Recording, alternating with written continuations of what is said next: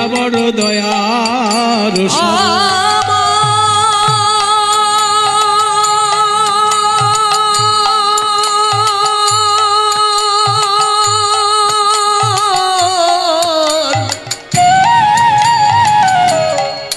আমার গোরা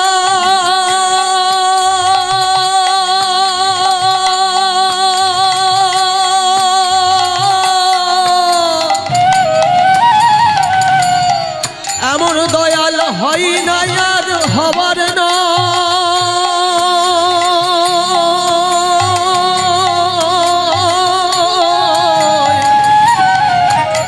তোমরা বিচার করে দেখতে পারো গোরা বড় দয়ার সাগর।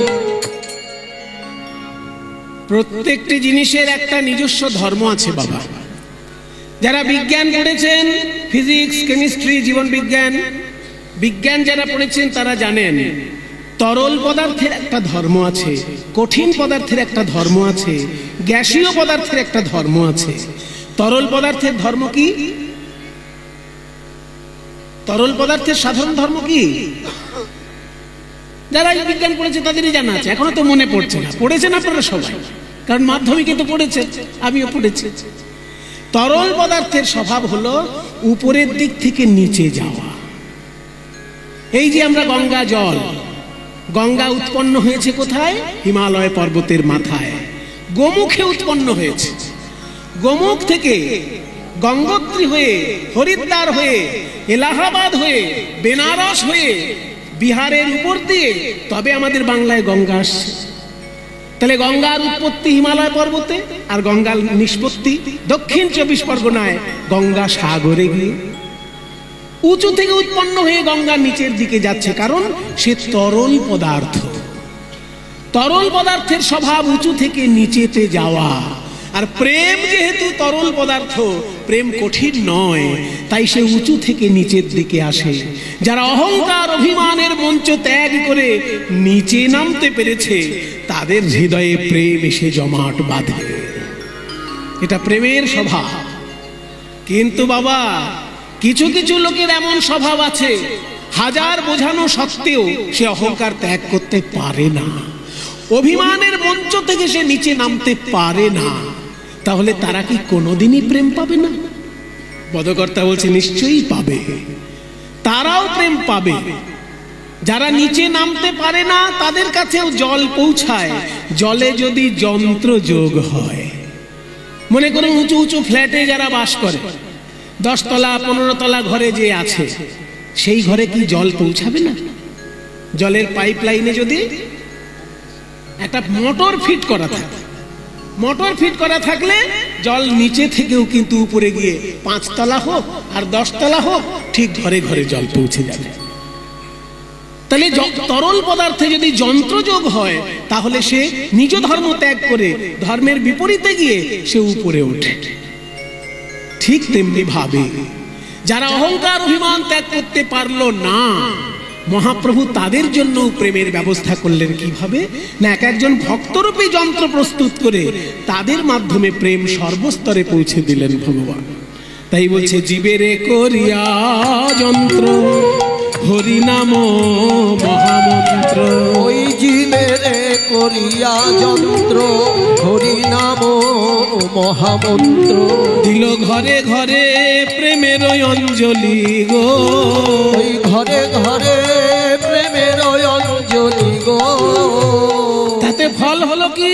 অধম দুর্গত যত তারাও হইল ভাগবত। ওই অধম দুর্গত যত তারাও হইল ভাগবত। বাড়িল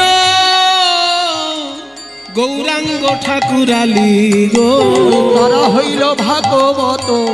বাড়িল গৌরাঙ্গ ঠাকুরালি, তারা হইল ভাগবত। বাড়িল গৌরাঙ্গ ঠাকুরালি।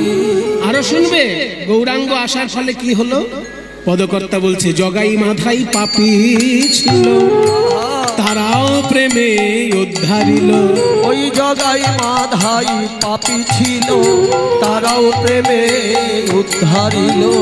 হেন জীবে বিলাবল দয়া গো, হেন জীবে বিলাবল দয়া গো। এই দাসে শিবানন্দে বলে আমি মিছে রইনু মায়া জালে। ওই দাস শিবানন্দে বলে মিছে রইনু মায়া জালে। মহাপ্রভু মনে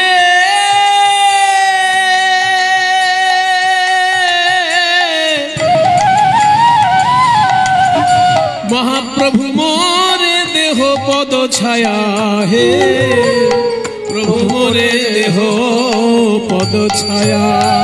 ও প্রভু মোরে দেহ পদ ছায়া গো, প্রভু মোরে দেহ পদ ছায়া। হে আমার প্রাণের ঠাকুর, আমার প্রাণের গৌর হরি, তোমার যুগল চরণে আমার এই মিনতি। আমায় চরণ ছাড়া করো না, ছাড়া করো না, না না না, আমায় চরণ ছাড়া করো না, না না না, আমায় চরণ ছাড়া করো না। আমি ওই চরণে শরণ নিলাম, ছাড়া করো না। আমি ওই চরণে শরণ নিলাম, এই জন্মের মতো বিকাইলাম, ওই চরণে শরণ নিলাম, জন্মের মতো বিকাই। গৌর হে গৌর হে গৌর হে গৌর হে গান গৌর হে গৌর হে গৌর হে গৌর হে। আমায় চরণ ছাড়া করো না, প্রভু মোরে দেহ পদ ছায়া হে। প্রভু মোরে দেহ পদ ছায়া হে।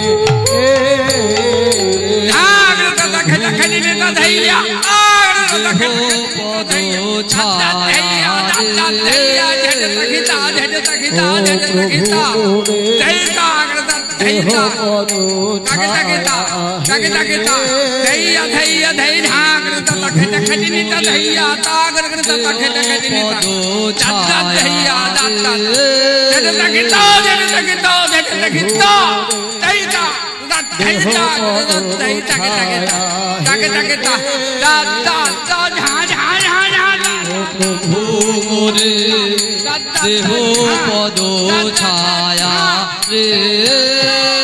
ও প্রভু মোরে দেহ পদ ছায়া হে। প্রভু প্রভু মোরে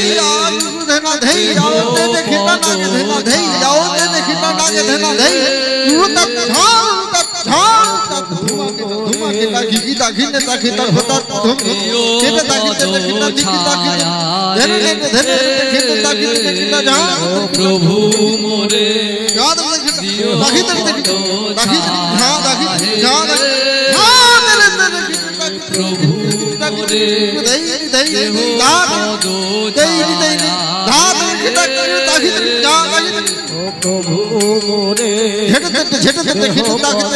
মোরে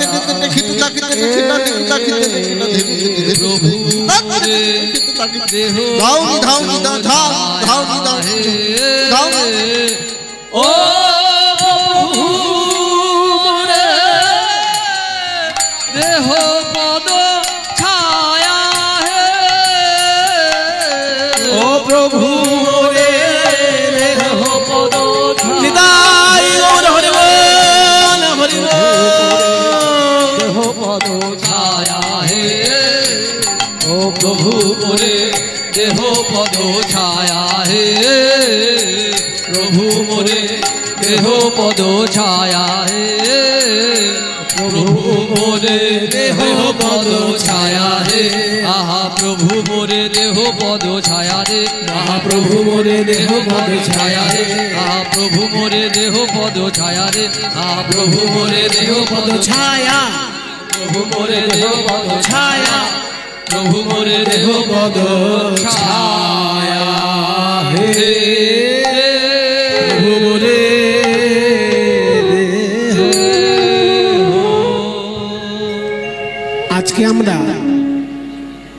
একজন বৈষ্ণব আচার্যের জীবন কথা শুনব। মায়েরা, এই যে সারা পৃথিবীতে কীর্তন গানের রস আজকে ছড়িয়ে পড়েছে, এই কীর্তন গানের রস আমরা কার কাছ থেকে পেলাম, আজকে তার কথা শুনব। একটা জিনিস জানবেন যে জন্ম দিলেই কিন্তু পিতামাতা হওয়া যায় না। সুশিক্ষা না পেলে সে কিন্তু বড় হয় না, মানুষ হয় না। শ্রীকৃষ্ণ জন্মগ্রহণ করেছিলেন দেবকীর গর্ভে, কিন্তু মানুষ হয়েছিলেন মা যশোদার কোলে। তাই আমরা যখন দেবকী মাকে প্রণাম করি কৃষ্ণের মা হিসেবে, মা যশোদাকেও কিন্তু আমরা কৃষ্ণের মা হিসেবে প্রণাম করি। জন্ম দিয়েছেন দেবকী, কিন্তু কোলে পিঠে করে বড় করেছেন, মানুষ করেছেন কে? যশোদা। ঠিক তেমনি কীর্তনের জন্মদাতা হিসেবে বলা হয় নিতাই গৌর দুটি ভাইকে। নিতাই গৌরের একটি প্রণাম মন্ত্র আছে বাবা, যাতে নিতাই গৌরের নাম বলা হয়নি, কিন্তু নিতাই গৌরের বৈশিষ্ট্যটা পুরোপুরি বলা হয়েছে। এমন একটা প্রণাম মন্ত্র আছে নিতাই গৌরের, একসঙ্গে দুটি ভাইকে প্রণাম করা হচ্ছে। সেটা অনেকেরই জানা আছে।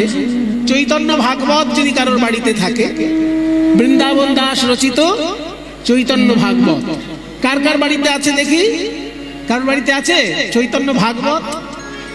চৈতন্য চরিতামৃত বলছি না, কিন্তু চৈতন্য চরিতামৃত অত্যন্ত জনপ্রিয় গ্রন্থ, অনেক ভক্তের বাড়িতেই থাকে, কিন্তু চৈতন্য ভাগবত আবার সব ভক্তের বাড়িতে থাকে না। তো চৈতন্য ভাগবত কার কার বাড়িতে আছে দেখি? একটু হাত তুলুন মায়েরা, বাবারা। বাবারে, এত ভক্তের মধ্যে কটা মাত্র হাত দেখছি? এই সামনে এক ভাইকে দেখছি, এক দাদাকে দেখছি, এক মা জননী তুলেছেন, দূরে দুজন মা জননী, আরো দুজন, চারজন, মোটামুটি যা দেখতে পাচ্ছি। এদিকটাতেও দেখা হয়নি। একজন কীর্তনিয়া ভাই আছে, তার ঘরে তো থাকতেই হবে। কীর্তনিয়ার ঘরে যদি শাস্ত্র না থাকে তাহলে দুর্ভাগ্যের ব্যাপার, কারণ তারা যেখান থেকে কথা বলবে সেই শাস্ত্রটা তো তার ঘরে থাকতেই হবে।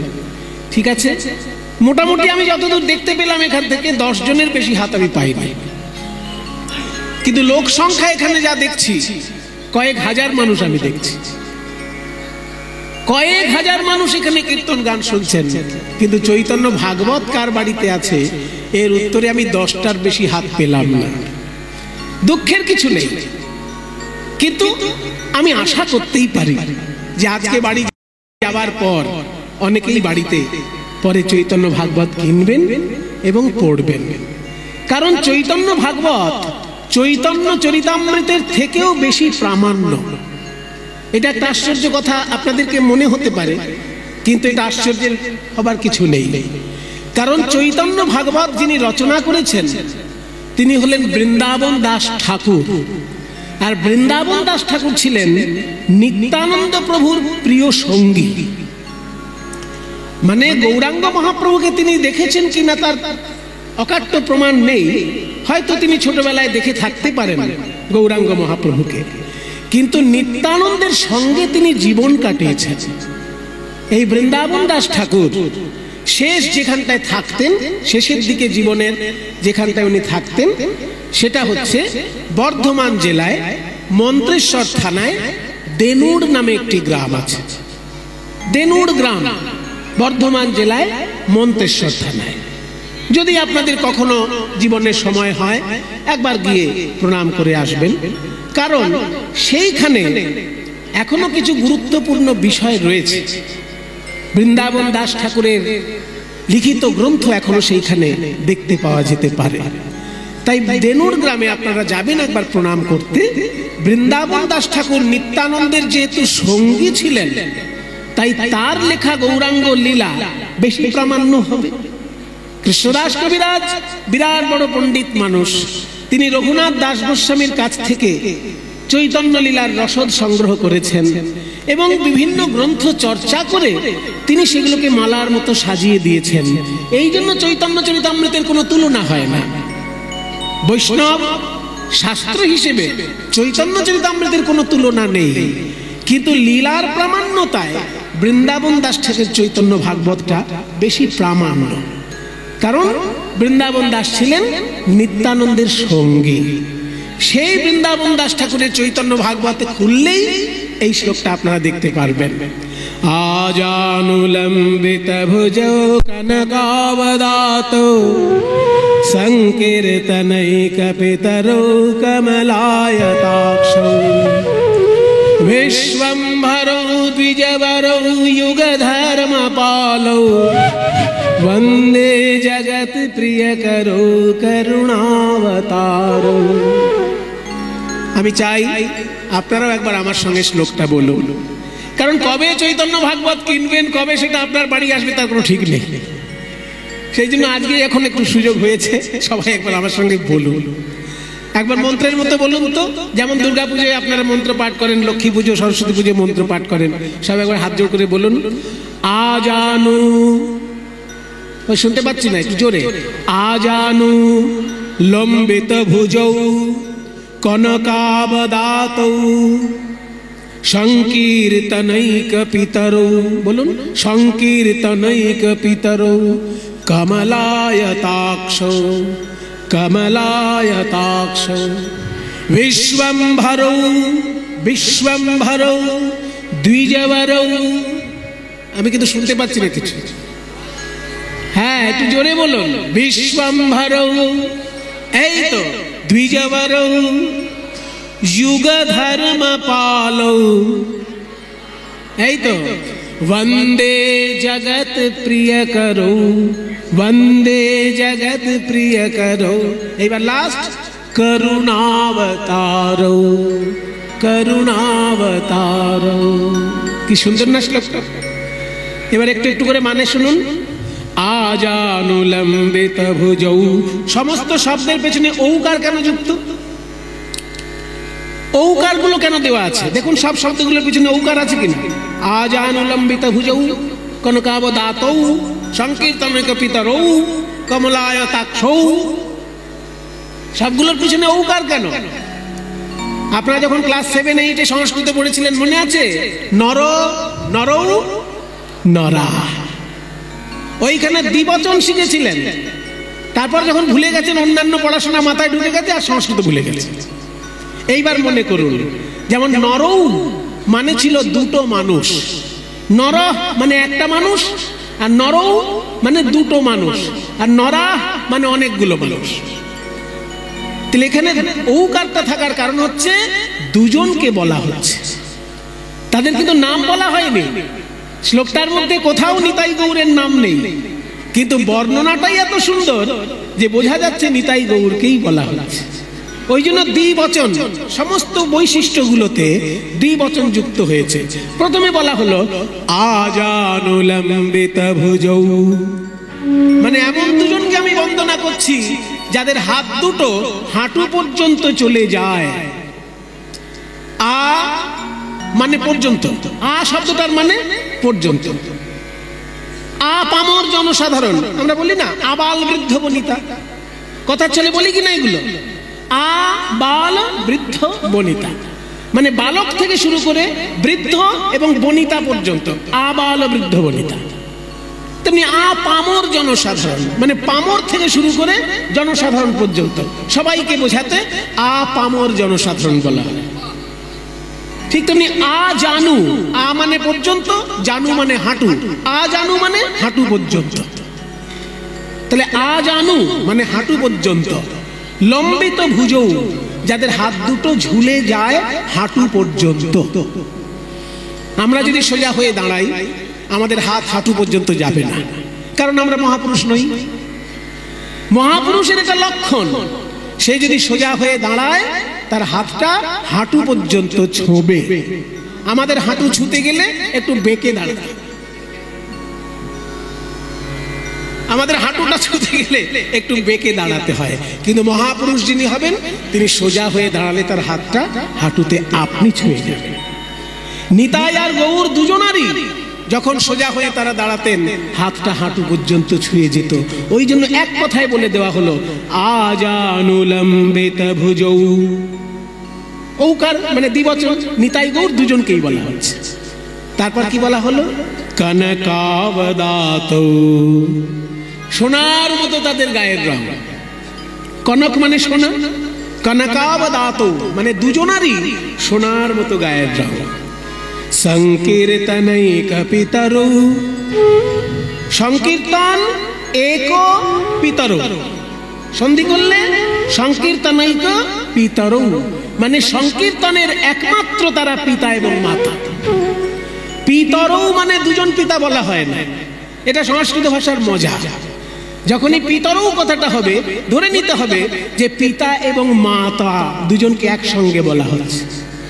কাজেই সংকীর্তনৈক পিতরৌ মানে নিতাই আর গৌর হচ্ছেন সংকীর্তনের পিতা এবং মাতা।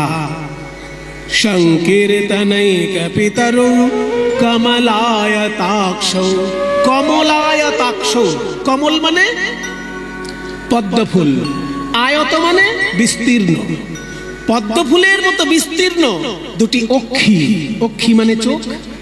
নিতাই গৌরের দুজনের চোখ দুটো এত সুন্দর বিস্তীর্ণ যেন পদ্মফুলের পাপড়ির মতো দেখাচ্ছে। কমলায়তাক্ষৌ, এবার কি বলা হচ্ছে? বিশ্বম্ভরৌ। আমরা জানি গৌরাঙ্গ মহাপ্রভুর একটা নাম বিশ্বম্ভর, কিন্তু এই শব্দটা নাম হিসেবে প্রয়োগ না করে বিশেষণ হিসেবে প্রয়োগ করা হচ্ছে। এখানটায় বিশ্বম্ভর মানে গৌরাঙ্গের নামটা বলা হচ্ছে না, এখানে বিশ্বম্ভর মানে তাদের বিশেষণ বলা হচ্ছে।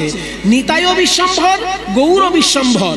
বিশ্বম্ভর মানে কি না, বিশ্বের ভরণ পোষণ করার মতন ক্ষমতা তাদের আছে, তারা বিশ্বের ভরণ পোষণ করার জন্য এসেছে। ভরণ পোষণ, খাইয়ে পরিয়ে যে বড় করতে পারে তাকে বলে, বিশ্বকে যে খাইয়ে পরিয়ে বড় করতে পারে বিশ্বকে, তাকে বলা হবে বিশ্বম্ভর। আমার নিতাই আর গৌর আমাদেরকে খাইয়ে পরিয়ে বড় করছেন। কই খাওয়াচ্ছেন? কই আমাকে ভাত খাওয়াচ্ছেন না চাটনি খাওয়াচ্ছেন? ভাত রুটি তরকারি নয়, আমার আধ্যাত্মিক খাবার দিচ্ছেন। আমি তো শুধু একটা পশু নই, যদি শুধু খেলেই আমার পেট ভরবে। আমি একটা মানুষ, আমার ভিতর আধ্যাত্মিক ক্ষুধা আছে, সেই আধ্যাত্মিক ক্ষুধা দূর করছেন নিতাই গৌর। তাই নিতাই গৌর হচ্ছেন আমার ভরণ পোষণকারী। আমি একটা মানুষ, আমার পেটে খাবার যেমন দরকার তেমনি আমার বুদ্ধিতেও খাবার দরকার, তেমনি আমার হৃদয়েও খাবার দরকার। বুদ্ধির খাবারের জন্য যুক্তিশাস্ত্র, আর হৃদয়ের খাবারের জন্য সাহিত্য শাস্ত্র। দুটো খাবার আলাদা। বুদ্ধির খাবারের জন্য যুক্তিশাস্ত্র, আর হৃদয়ের খাবারের জন্য সাহিত্য সঙ্গীত, এগুলো হৃদয়ের খাবার। তাই আমাকে খাইয়ে পরিয়ে মানুষ করার জন্য নিতাই গৌর এসেছেন। ওই জন্য বলা হচ্ছে বিশ্বম্ভরৌ, বিশ্বের ভরণ পোষণকারী দুটি ভাই। বিশ্বম্ভরৌ, আবার দ্বিজবরৌ। দ্বিজ, একদিকে দ্বিজ মানে ব্রাহ্মণ, দ্বিজ মানে দুবার জন্ম যার। ব্রাহ্মণের দুবার জন্ম ধরা হয় কেন না, তার পৈতে হয় যেহেতু। পৈতে যারই হবে তাকেই দুবার জন্ম ধরা হবে। পৈতে শুধু কিন্তু ব্রাহ্মণের হয় না। কিছু কিছু ভুল ধারণা সাধারণ মানুষের মধ্যে রয়ে গেছে। তারা ব্রাহ্মণ থেকে শূদ্রকে অনেকটা দূরে করে দেয়, ভেদাভেদ তৈরি করে দেয়। কিছু কিছু মানুষ আছে যে আজকাল ব্রাহ্মণদের বিরুদ্ধে যা খুশি তাই বলে, আর ব্রাহ্মণরা যেহেতু নিজের কাজকর্ম নিয়ে ব্যস্ত থাকেন সেই জন্য সেগুলো নিয়ে মাথা ঘামান না। কিন্তু দেখুন, দ্বিজ শব্দের অর্থ শুধু ব্রাহ্মণ নয়। দ্বিজ শব্দতে ব্রাহ্মণকেও বোঝাবে, ক্ষত্রিয়কেও বোঝাবে, বৈশ্যকেও বোঝাবে। যারই পৈতে হয় তাকেই দ্বিজ বলা হয়। আর পৈতে শুধু ব্রাহ্মণের হয় না, ব্রাহ্মণেরও হয়, ক্ষত্রিয়েরও হয়, আর বৈশ্যেরও হয়।